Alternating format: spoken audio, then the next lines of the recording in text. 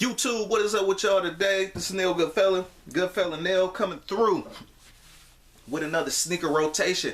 Now with this sneaker rotation for this week that I actually wore, I actually wore more than 7 kicks. So I wore like a pair of kicks on Monday, like that morning for like most of the day, and then towards the evening I switched them out and wore some other ones. Why did I do it? Just because I felt like wearing some other kicks. That's all. You know, so I came home, and then if I was going somewhere later, I'd probably just maybe to the grocery store or something. I threw on some other kicks versus the other one. So everybody that's new to the channel, Monday through Sunday is how I do my sneaker rotation. So day 1 is Monday, last day is Sunday. So first pair of, well, before I get into my first pair of kicks, in case y'all want to know how I clean my shoes, I actually use the Jason Mark, and this is the travel kit joint right here. Definitely got this from like Finish Line. So yeah, y'all know me, man. I got a little ass channel. I'm an indie, you know what I mean? You know, I ain't being sponsored or nothing. So, but yeah, because this shit actually work. So I end up rocking this one right here. This is just a little Jason Mark kit. That's what I just currently use. And of course, let me just go through it real quick in case y'all do not have this or whatever. You do get the microfiber towel. Now this kit is like 20 bucks, but Finish Line gave me like 10 bucks. So, you know, I was like, what's the best way I could use 10 bucks? Either buy a t-shirt from Finish Line or buy a cleaning kit. So something where I can actually get a bang for my 10 bucks so it actually works. You know what I mean? Ain't no point of getting no kicks and the tax is like $10 and then I just get the tax off. You know what I mean? So I just want to kind of, you know, like, I think this is worth like 10 bucks. I already have a bigger bottle of Jason Mark, but it's cool that I actually got the smaller one. But these almost kind of remind me of the wet wipes that you know, after eating or whatever, at certain restaurants you get these. But it's crazy that they actually got them for shoes. I've never used these before, so I can't wait to try these. And when I travel and stuff, this is like, and if you travel often, you know that TSA actually make a big deal about, TSA always makes a big deal about the bottle size of stuff. So, and then too, I was just kind of bogus about the little brush, because I actually got a bigger brush, but I always see this one being used as well. So I also wanted this one. So that was also partially the reason why I bought this, because at least me personally, I can't find a little brush like this. So, and then one that's actually small enough to put into the kit. And then last but not least, you do have the formula right here.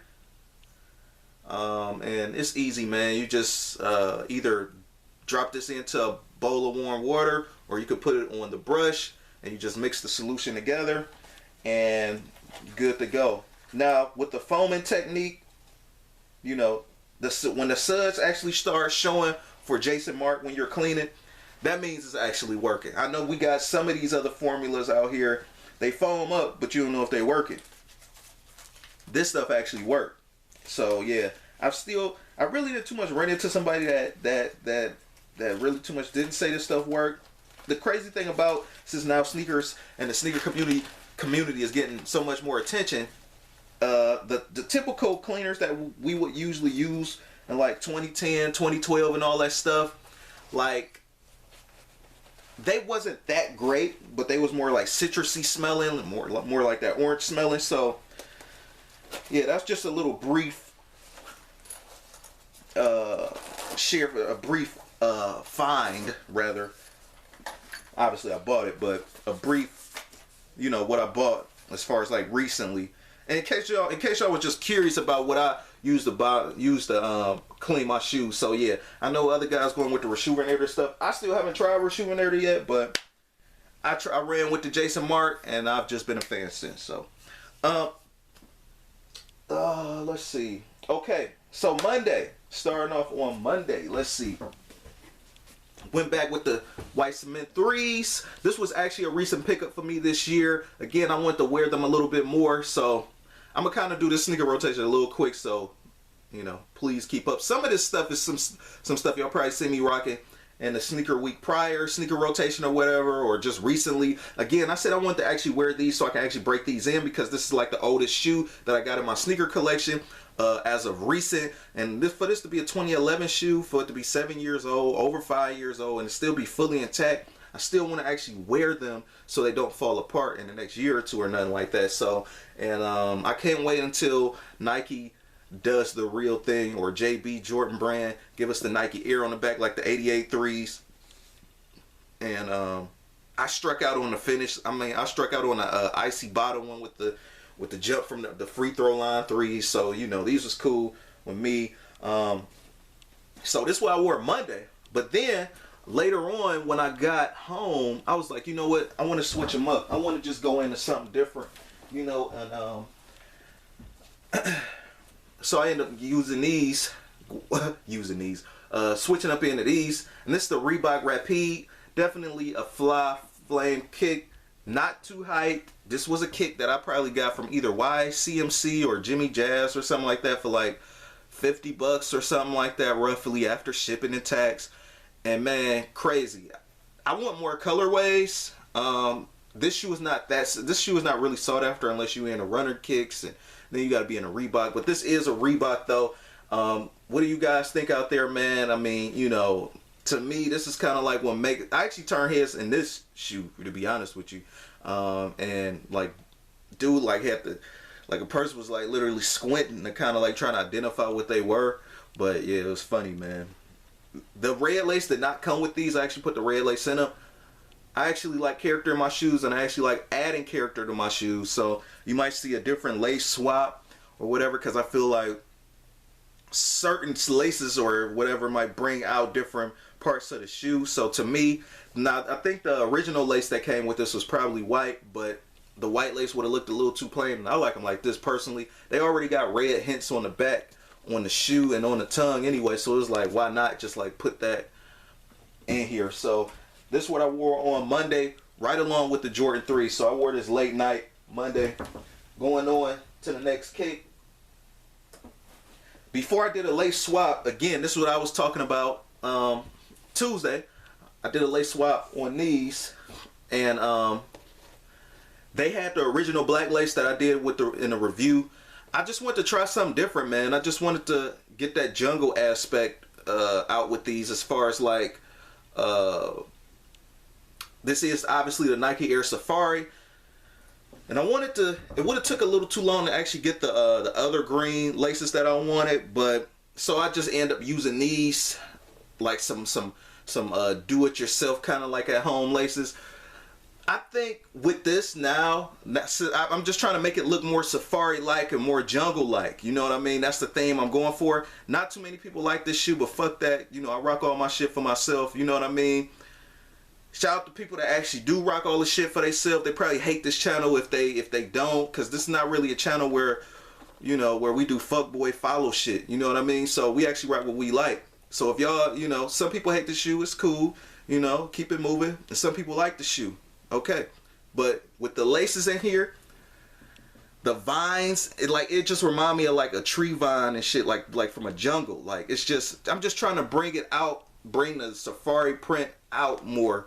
And I feel like the green does that. So before I put the lace in, I actually had the black ones in. So later that night when I wore these, I put the green lace in. Like, oh man, I can't wait to rock these again with the green lace. So, you know, I definitely think this is a little bit better. It might turn a little bit more heads. But if they actually made this lime green lace right here, like on a green like swoosh or something like that. So this is what I wore Tuesday. Also, moving in later that night, I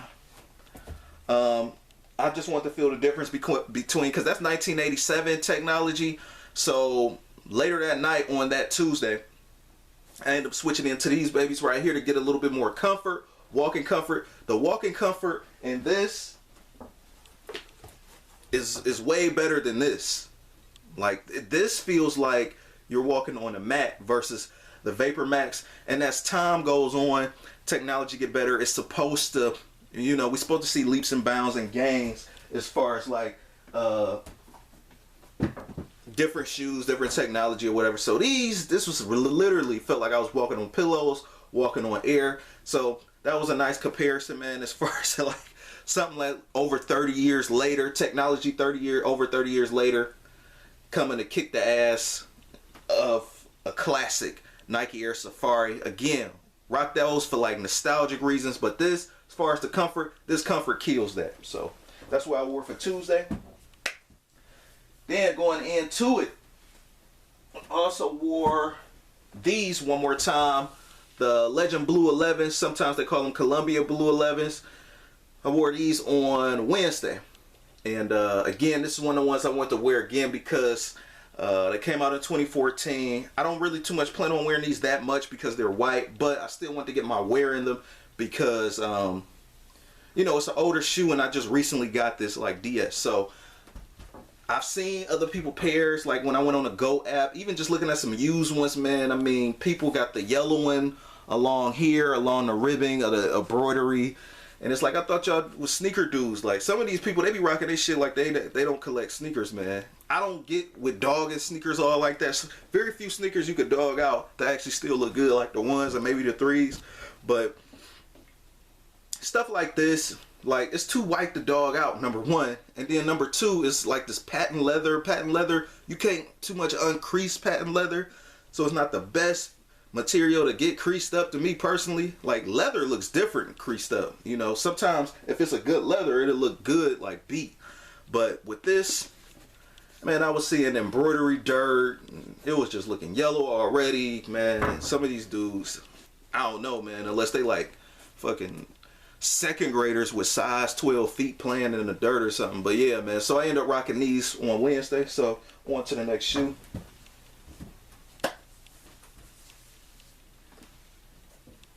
Thursday, I ended up rocking these right here. I almost forgot about these, man. Almost forgot about them. I can't believe, because I'm supposed to wear them right after my Dusty Cactus ones. I was like, oh, stuff, I forgot to rock these. So I finally ended up rocking these. Same thing, man. Same thing. I might do a lace swap in these, though. Still kind of deciding what colorway I might run with as far as the laces go. They should have dropped these for men. Straight up. This would have been a nice kick for men to wear. It's not pink. It's ultramarine. You know, it's the big difference between ultramarine and pink. If you put actual pink up next to this shoe, you're going to see the pink in it. And that's basically it. As far as like next shoe, I wore these Thursday. Also, too, in case y'all didn't see the review too, man, I already did a review on them, but, you know, you got the inside for $326. Those might be like special memorabilia kind of like joints though. Friday, I ended up rocking these right here. And obviously, this is the Bred 11. This is another one, 2012. Got this one recently, just like DS roughly. And I don't want to see this kick fall apart. Or, you know, any weekend of it, you know, toe cap be getting all undone or something like that. So I actually want to keep my sneakers in rotation, especially with them being the age that they were. Now, if I would have copped them back then and rocked them all the way up to this point, that'd have been different. You know what I mean? I probably wouldn't have had to wear them as much. So I kind of kept these outside of the box so I can actually wear these a little bit more. Obviously, it's a little bit easier to wear these more than the Legend Blue 11s because the Legend Blue 11s got all that white, and you know, I'm white shoe conscious, so it's like it's hard to kind of mess the black up besides the midsole. But yeah, y'all still copping those prom nights that's dropping in May, you know, like again, these can't go wrong with an OG, so I wore these Friday. Then Saturday,